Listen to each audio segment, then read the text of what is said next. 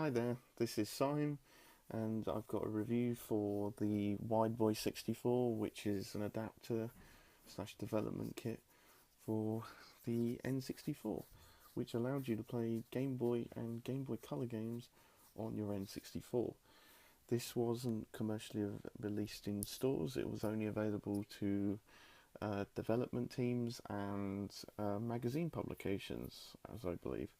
And there is at least two or three different versions of this. This is the version that allows you to play Game Boy and Game Boy Color games on the Wide Boy. There is a different version which is even rarer, which is the ABC version, which allows you to play Game Boy Advance games, which looks a lot like this, but apparently the module is further up because the Game Boy Advance games are smaller. So this wasn't officially created by Nintendo, or it was licensed out, I think, to Intelligent Systems, if I get the cartridge out, which was the developers that made Fire Emblem, among other things like Advance Wars. And they're a great kind of second party team. So they've created this adapter. You see on the back, this is the NTSC version for North America. There was apparently a PAL version. Apparently this is version A, so assuming there is multiple versions of this device. As you can see, it has a nice link cable on the side, so you can trade Pokemon or do two-player Tetris or whatever kind of link-up stuff you kind of do with your with your kind of crazy N64 adapter. Yes, it works with basically anything that the Game Boy and Game Boy Color works. So it'll work with the Game Boy camera and the printer if you've got it. It's not really practical to use. It will work with Kirby's Tilt and Tumble, not very well because you've got an actual console, so it's not advisable. Because all it is essentially is just a Game Boy Color in a big N64 cartridge. So it will really just work with anything, which is really good. So just plugs in, nice and simple, goes in nice and smooth, and then away you go.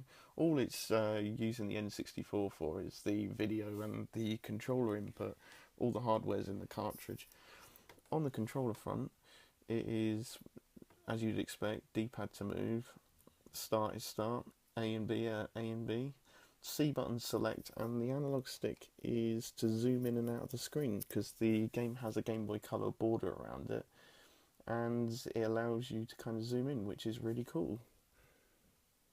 One thing to note with the Wide Boy 64 is because it's a Game Boy Color, it will run original Game Boy games in the sort of color mode with whatever palette of colors it would kind of allow. Any games which you had like Super Game Boy support, they don't activate, the special borders don't activate. It just has like a generic Game Boy Color border, which you will see in the footage I will show you afterwards.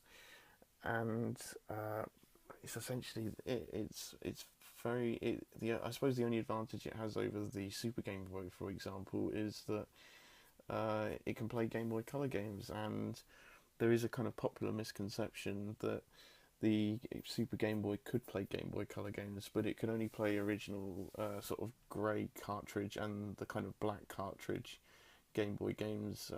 The black cartridge games generally are the kind of DX games, which had kind of extra color support, but they weren't like true Game Boy Color games. They just had kind of special functionality when plugged into a Game Boy. But these kind of games with the clear shell and the kind of the embossed kind of Game Boy Color letters, they wouldn't work on the original Game Boy or Super Game Boy because they had the extra sort of processing power that the Game Boy Color had.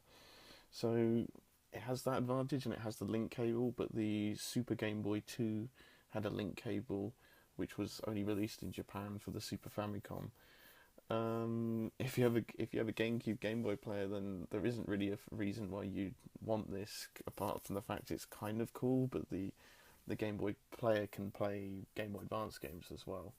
So there isn't really a reason you should own this, apart from if you're some kind of crazy N64 collector or Game Boy collector. there was another kind of a Game Boy adapter for the N64, which was unlicensed, made probably by a Chinese company, which was called the Game Boy Hunter, which was a kind of a clone system, and I would not recommend that at all in any circumstance. The picture quality isn't great on it. The sound is awful. I mean, the Game Boy is famous for having sort of really cool chiptune music. The Game Boy Hunter is rubbish. It sort of butchers all the music and stuff, and it's not a substitute for anything. It was total rubbish, to be honest, and should immediately be binned. If you ever kind of show some footage I've captured with the N64. This N64 runs through S-Video into an XRGB mini upscaler, so the footage should be quite sharp and it does look quite nice. So I'll give you an idea of what the games look like.